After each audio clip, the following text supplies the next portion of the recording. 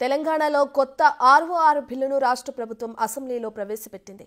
గత ప్రభుత్వం తెచ్చిన ధరణిని బంగాళాఖాతంలో కలిపేస్తూ సరికొత్తగా భూభారతిని తీసుకొచ్చింది. ఇక ప్రజల భూ హక్కులను పరిరక్షించడమే లక్ష్యంగా కొత్త చట్టం రూపుదిద్దుకుంది. మరోవైపు ధరణి పేరుతో జరిగిన భూదందాలని బయటకు తీసుకొస్తామంటుంది ప్రభుత్వం. ఇంతకీ ధరణితో పోలిస్తే భూభారతి ఎంత బెటర్? కొత్త బిల్లులో ఉన్న హైలైట్స్ ఏంటి?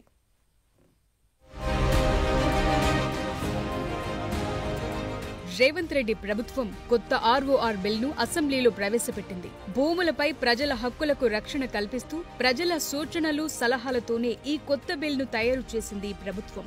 ఇటు ప్రజలు అటు మేధావులు నిపుణుల సూచనలతో తీసుకొచ్చిన బిల్ ఇదే.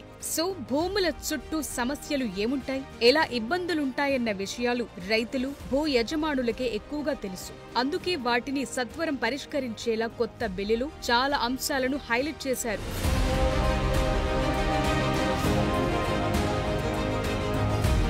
18 రాష్ట్రాల్లో ఆర్ఓఆర్ చట్టాలను స్టడీ చేసి దీన్ని తీసుకొచ్చారు.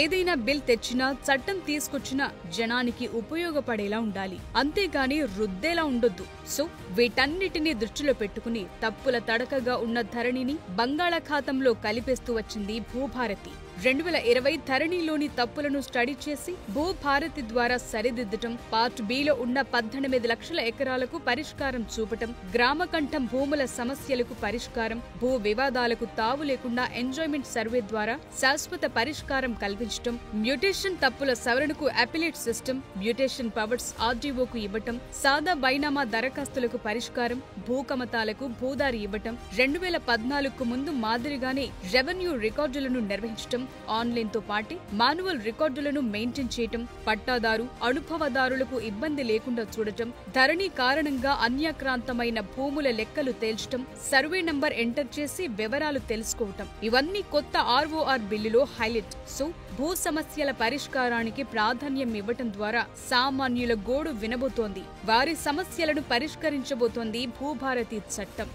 ఇచ్చిన మాట తప్పకుండా, మడమ తెప్పకుండా, కొద్ది రోజులు లేట్ అయితే ఉండొచ్చు అధ్యక్ష, ఒక అద్భుతమైన చట్టాన్ని బేసిజాలకి పోకుండా ప్రధాన ప్రతిపక్షంలో ఉండే అనుభవజ్ఞులైన నాయకులు ఇచ్చిన సూచనలు కూడా ఈ చట్టంలో క్రోడీకరించి ఎక్కడ చిన్న పొరపాటు జరగకుండా ఈ చట్టాన్ని తమర ద్వారా ఈ సభకి యావత్ తెలంగాణ రాష్ట్రానికి పరిచయం చేయడం జరిగింది.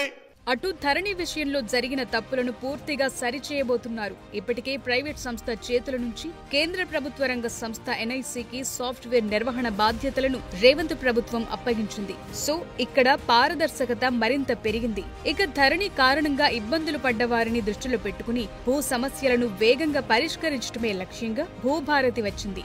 ధరణితో వేగంగా రిజిస్ట్రేషన్లు జరగటం మాట అటుంచితే ఓ ఆపరేటర్ చేతుల్లో మొత్తం వ్యవస్థ పెట్టడం, అవకతవకలు జరిగేందుకు ఆస్కారం ఇచ్చేలా నడపటం, ప్రైవేట్ సంస్థ వెబ్సైట్ నిర్వహించటం, ప్రభుత్వ భూముల లెక్కలు మారిపోవటం, ఇవన్నీ సమస్యలను పెంచాయి తప్ప తగ్గించలేదు. పైగా భూ మాయాజాలం చాలా జరిగిందన్న ఆరోపణలున్నాయి. ధరణితో చేసిన భూదందాలతో పోలిస్తే కాళేశ్వరం స్కామ్ చిన్నదే అని భట్టి అంటున్నారు. ఇప్పుడు ఫోరెన్సిక్ ఆడిట్ ద్వారా మొత్తం వెలుగులోకి తెస్తామంటోంది కాంగ్రెస్ ప్రభుత్వం. సో ధరణికి భూభారతికి చాలా వ్యత్యాసాలున్నాయంటోంది ప్రభుత్వం.